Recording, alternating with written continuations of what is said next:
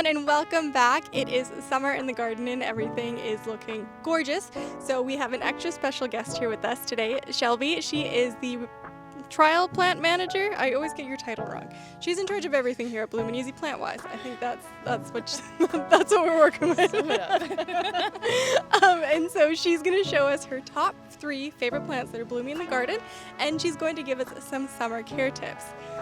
Yeah. Awesome. I'm ready. Okay, yeah. Let's do it. We're going to hop right in. All right, so first off, we have Coreopsis Solanna golden sphere. So just a beautifully low-mounding Coreopsis, double flowering as well, which you don't see very often on a Coreopsis. It is not exclusive to Bloomin' Easy, but we selected it basically for that unique flower habit, also just for its beautiful stature and form in the garden. It is zone 5 to 9, and also, it is just, an easy blooming plant. Obviously you can see it's covered in blooms right now, and if you continue to deadhead it throughout this summer, that'll be kind of another beneficial thing to do to continue to get color as the season goes on, and you'll get blooms right until frost. That's so fun. And like the color, we were taking a little walk through the garden and it was like, holy man, what's going on over there? It's so bright and it just really stands out against everything else. And then super quick, deadheading, that just means getting rid of the old blooms. Sorry. So as we can see, there's one kind of hanging on in there. We're just going to pop that off. And I mean, best thing to do is probably with some pruners just to kind of snip it out. But you can also just go in with your fingers and kind of pinch those flowers that are all done, that are starting to turn just that little bit of brown. Just pop them right off. Perfect. Super easy. We love that. Yeah. All right. Shall we go on to the next? Let's head on to the next. Okay. All right. Next up, we have one of my favorites because it has such an incredible contrast with the pink and the dark foliage. This is Pink Dynamo mountain hydrangea. Awesome. Yeah, so Hydrangea serrata, for those of you who look for the genus, the species of the plant, it is obviously just starting to bloom here in the Bloomin' Easy show garden. And it gives us a beautiful show all the way from now until fall, really, because what happens is when these are finished blooming is that they'll start to age that little bit of darker pink, and then as we get into kind of late summer, they'll start to turn red. So it is something that catches your eye as we drive in here from the driveway. Every single day we can see Pink Dynamo, and it really continues all the way for the next few months, which is super fun.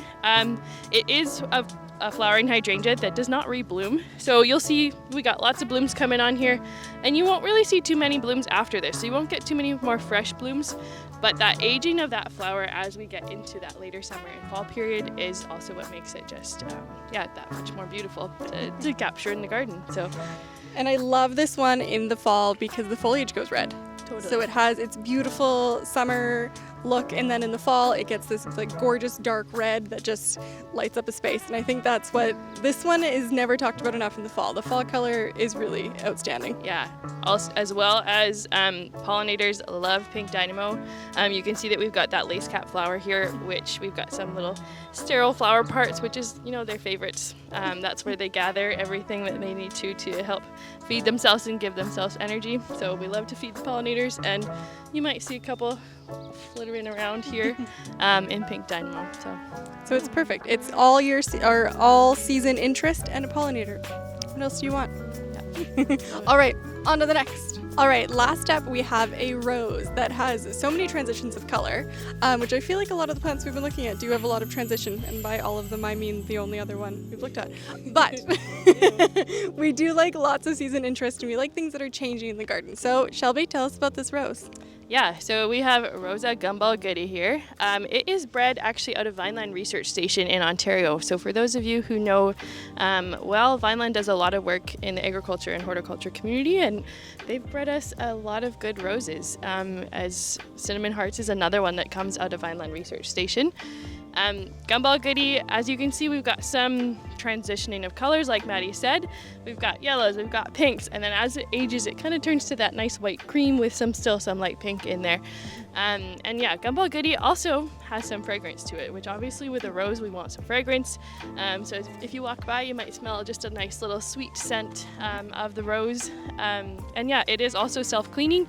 So you'll be able to see on some of these ones here by Madi that the petals, once they're finished, they're just going to fall off, and then they're going to end up looking just like a little portion like that where you get your rose hip. Eventually those ones that Madi just touched will fall off by themselves. And yeah, it is also a little bit more hardy because of just that breeding that it has in it. It goes down to zone 3. So for those of you in the colder climate regions, you can handle this one in your garden down to zone 3. Yeah, another big perk that we love about it in the spring is it gets nice red foliage atop the green that it has. As it ages, it'll turn green, but the new fresh growth is red. So you can see it a little bit in some of these other ones here. But yeah, again, another pollinator magnet plant.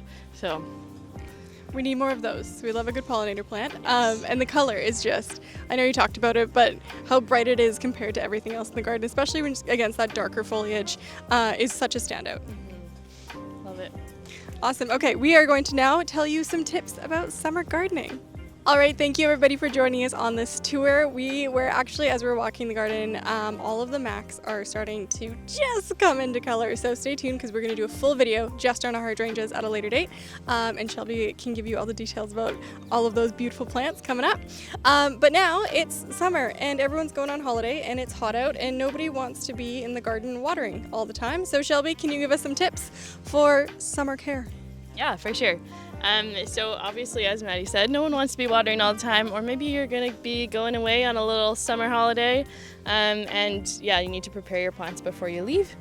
Some good things to keep note of: it's best to get your weeding done before you apply mulch, but get your weeding done, apply some mulch. That will help with some water retention in your soil. So if your soil is, nice and wet, it will help to keep that in as well.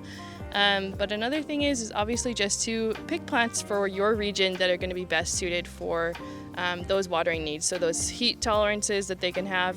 So just keep that in mind. If you need to have a little spot in your garden that's made better for more drought tolerant plants, pick out some plants in our collection that would be better for that. So things like sedums and others. There can be a lot of other options as well, but that's just one that comes to mind as far as perennials go. That can, be a little bit of a drought tolerant garden area, as well as just to, maybe it means putting some irrigation in your yard, or calling someone to come water your plant once while you're gone. So just keep that in mind. If you planted them this year, their roots are not going to be well developed enough yet to be able to go without any water. So if you have planted some fresh plants this spring or in this summer already, just keep that in mind. Have someone come by and water them. If they're a well-developed plant that's been in the ground for at least one season, if not 2 or 3, they're probably going to be a little bit better off if you leave them for about a week and without any watering.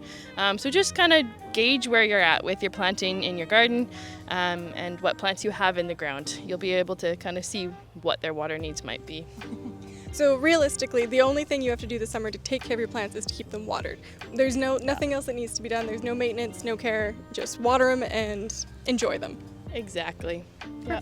We love that. And it's summer and everything's looking so good right now. So get out there, enjoy your garden, and enjoy this time of year because, as we know, it's short. So go smell some roses. And that is all. Thank you for watching. Don't forget to like and subscribe.